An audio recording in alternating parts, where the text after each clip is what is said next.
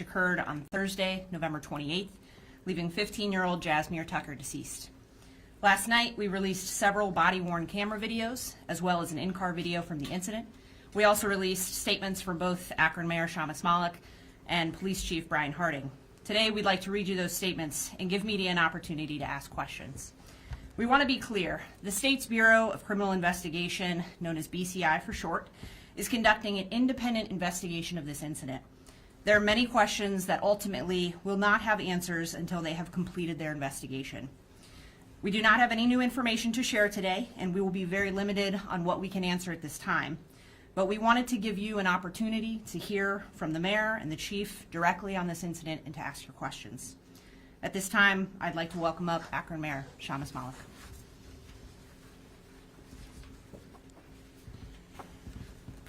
Good morning. To lose someone in an officer-involved shooting is truly heartbreaking, especially someone so young. Jazmir was beloved by many people, and as I said last night, my heart is with his family, friends, and classmates as they deal with this tragedy. An officer's decision to use deadly force is the most consequential decision they can make, and the circumstances surrounding the use of deadly force demand a heightened scrutiny. Often in these incidents, viewing the officer-worn body camera footage and other available video helps to clarify circumstances and answer some questions. It can also raise additional questions.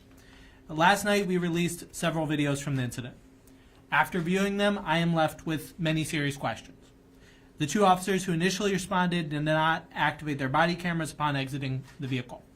At some point, the cameras were automatically activated due to the presence of a nearby cruiser with activated lights, and once activated, the cameras can automatically store 30 seconds of video without audio. So we have some video without audio of the shooting. So my initial questions are why the cameras were not activated by the officers and whether this violated the body-worn camera policy. This will be reviewed in our internal investigation. I also believe many will ask why the officers used rifles instead of handguns in responding to this incident. This will be something that we discuss more going forward, both in our internal investigation as well as part of our comprehensive review of use of force, including when and how different weapons are used. In hindsight, the amount of time that expired between the shooting and the initiation of physical aid to Jazmir is deeply troubling to me. I want to be clear that any unreasonable delay by police officers in rendering aid is unacceptable and has no place in Akron. This issue will be part of our internal investigation, but in the meantime, Chief Harding has instructed APD leadership to conduct roll call trainings immediately with all of our patrol officers regarding on-scene security and rendering aid.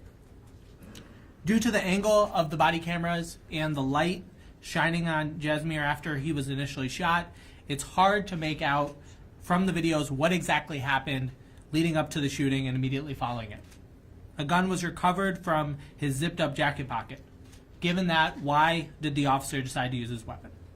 That question will be the focus of the state's Bureau of Criminal Investigation, BCI, investigation, which began on the night of the shooting. Once BCI has completed its investigation, the results will be presented to the Ohio Attorney General's office for review and presentation to a grand jury of citizens here in Summit County. The grand jury will determine whether any criminal charges should be filed. When that process is complete, the full BCI investigation will be available to the public on the BCI website. Additionally, after the grand jury process, the city will conduct its internal investigation into the use of force and determine whether a violation occurred. As our community watches these videos, I know there will be many questions. I wish we had more answers to provide in this moment. There are many questions we are not able to answer until the BCI investigation is completed. We do know that 2 shell casings were recovered in the northeast portion of Miller South, and that those are being tested against the gun that was recovered. I think any time we have young people in our community carrying weapons, we have to ask ourselves why, and we have to work to change that. While the BCI and grand jury investigation process, while the BCI and the grand jury process move forward, there are steps that the city of Akron must take now. This year, there have been several incidents involving use of force that have raised concerns. In recent months, I've shared plans to conduct a comprehensive review of Akron's use of force policy and practices, as well as agency culture. This is essential to ensuring effective and accountable policing in our community. Next week, I will share more details about this use of force review and how I believe this will translate into meaningful and systemic change. I have an enormous amount of respect for our officers and the challenging situations they face. So far this year, Akron police officers have recovered over 950 illegally carried guns in our community. And these situations thankfully did not result in loss of life. But this incident that we're talking about today did result in loss of life. And our focus must be on doing everything we can to improve our response in situations like this. That focus is my responsibility as mayor, and that is what our community deserves. Our community must have trust in our police department, and that requires accountability in specific incidents, and it requires strengthening our policy, practices, and culture. To any resident wishing to exercise their constitutional right to peacefully protest, protesting is a highly protected form of speech. We will do all we can to make space for that. We will also be prepared in the event that a protest becomes unlawful, in the event that there's damage to property or injury to others. Everyone has a right to protest, but no one has a right to endanger others. To those in our community who are hurting right now, I want you to know that I hear you. To those who are angry and frustrated, I hear you. And to those who want to see action, I view this as essential for our community, and it is my commitment to you that you will see it. Thank you.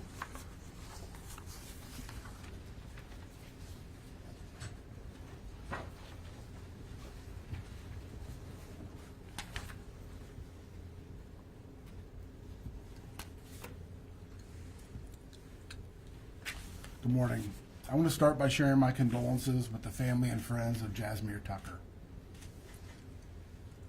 An incident like this is tragic for our officers, for our community, but most especially for the loved ones who lost somebody.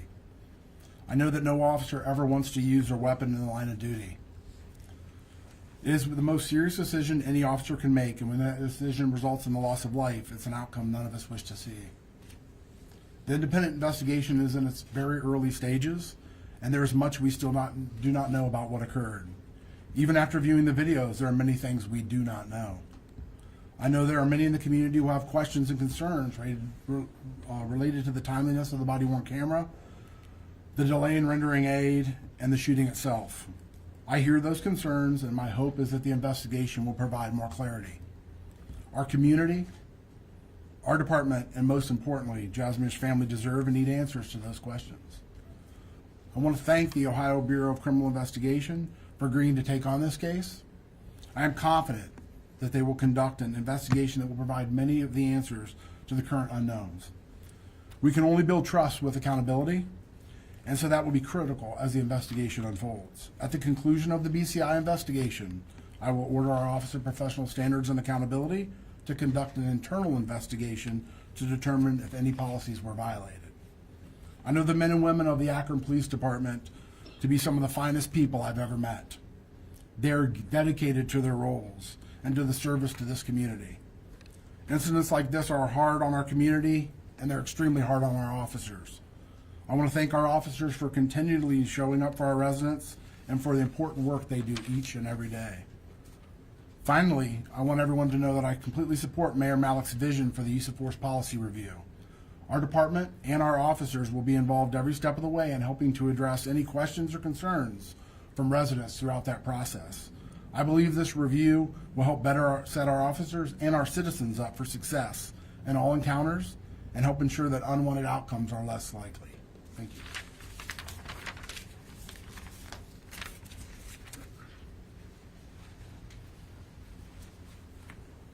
Thank you, Mayor. Thank you, Chief. Before we begin our Q&A, I want to again reiterate there are many questions that we simply do not have the answers to in this moment. We will do our best to address the areas that we can today. I would ask media to please keep your questions to one at a time to be respectful of others wishing to ask theirs. And if you could please speak loudly and clearly so those watching from our live stream would be able to hear you. At this time, I'd open it up for questions. Doug? What was the specific model of rifle used, and what's the policies or circumstances when those rifles are used? I do not have the specifics on the weapons. We have policies that generally cover our response, not specifically around when those weapons will be used. But I think it's important to note that in the last several years in law enforcement in general, officers are using rifles now in response to what we're seeing on the street. We place our officers in really complex situations when we ask them to respond to shootings, and so it's not uncommon, but there's not a clear definition in our policy on that. Can you elaborate on when the circumstances those have been used particularly? Yeah, so our officers, if they're responding to a shots fired call, someone they know to be armed, it's quite common for them to respond with a rifle, and that's kind of best practice across the country as well. Again, a reminder to keep one question at a time, please. Derek? Yeah, how many times was Jazmir shot and where?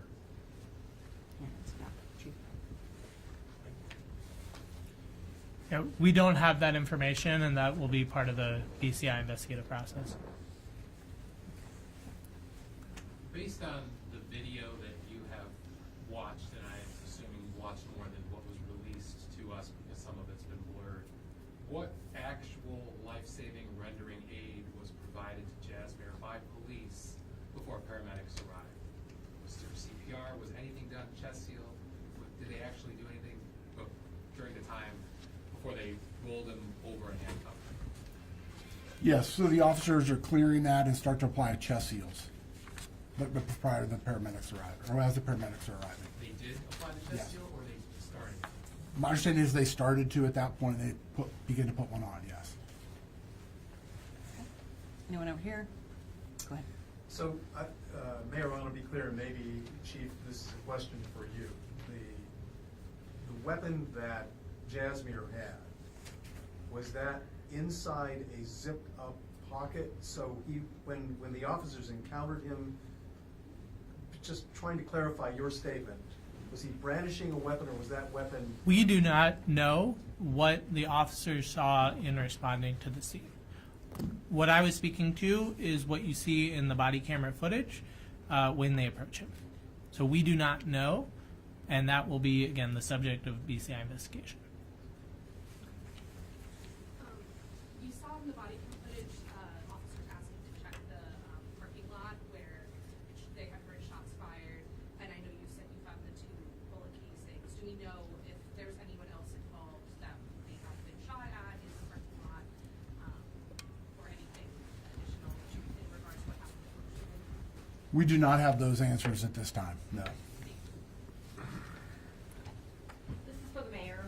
You spoke about teens with firearms and some of your desires to fix some of these issues. A lot of the scope of possible solutions for some of those things aren't under the standard powers of a mayor. Do you have any frustrations in trying to solve this with that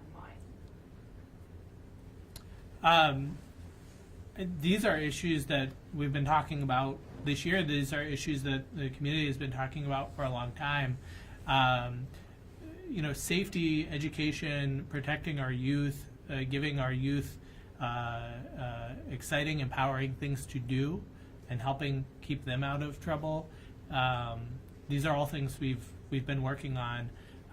They're not the subject of this specific incident and why we're here, but it is something that we as a community, as a society, have to be relentlessly focused on. And so you'll continue to hear from this administration about ways in which we are trying to protect our youth, empower our youth, and support them. So I appreciate the question. Derek? Did officers make any commands to Jazmir before opening fire? We do not have that information. It'll be, again, the subject of BCI investigation. Chief, this is specifically for you.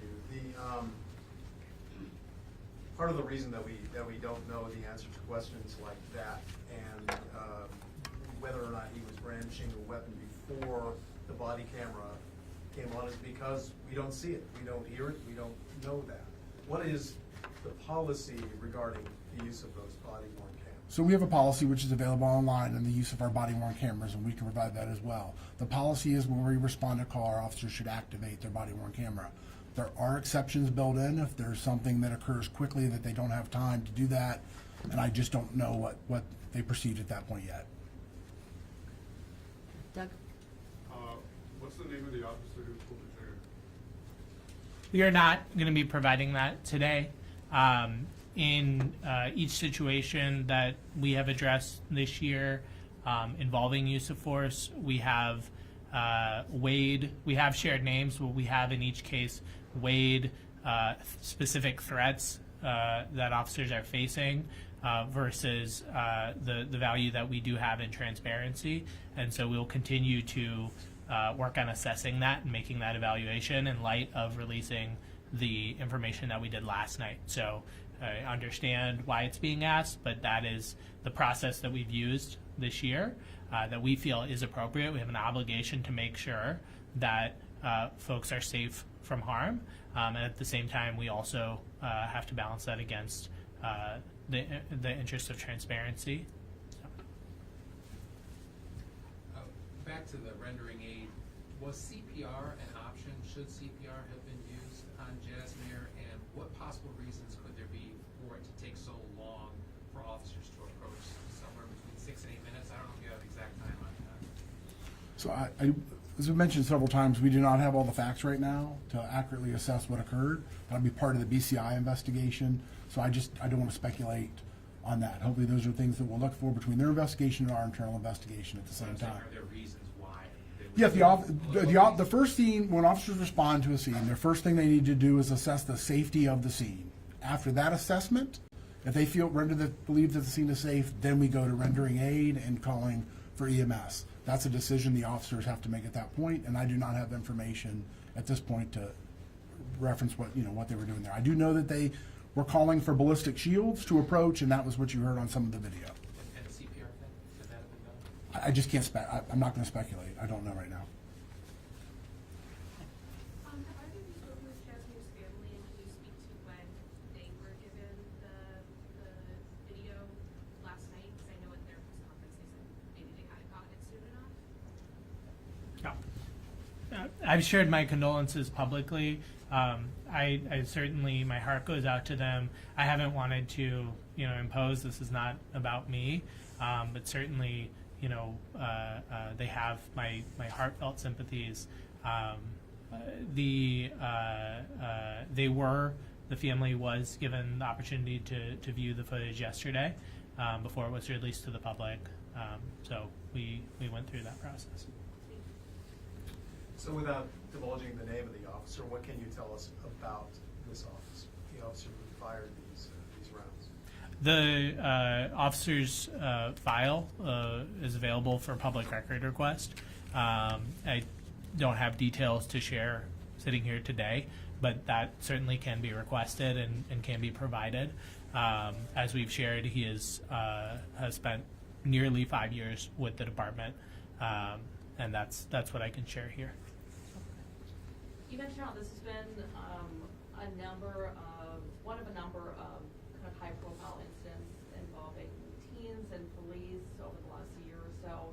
Is there anything your administration is looking into or trying to do to help ensure that doesn't lead to any rising tensions between the community members, but maybe specifically teenagers and the police department?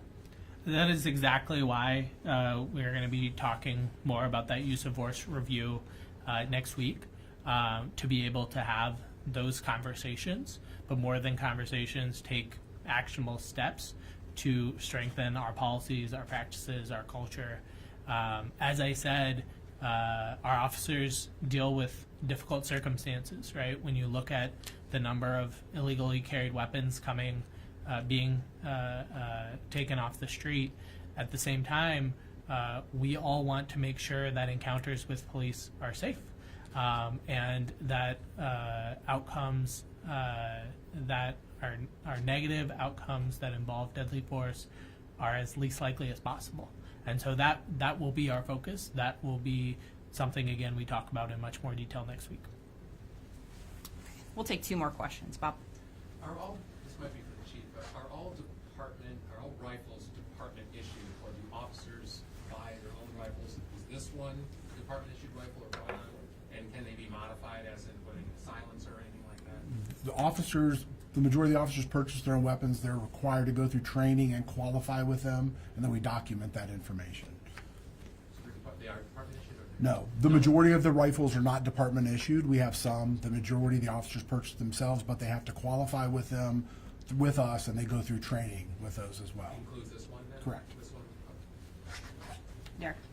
When will the analysis of the 2 shell casings recovered from where officers heard shots? That will ultimately be up to BCI when they enter those in NIBIN, but hopefully, I would hope to have answers on that question next week. All right, that concludes today's press conference. Thank you so much for coming. Anyone with additional questions, please reach out to press@akronohio.gov or to Captain Michael Miller, who's our PIO for Akron Police. You can reach him at MAMILLER@akronohio.gov. Thank you.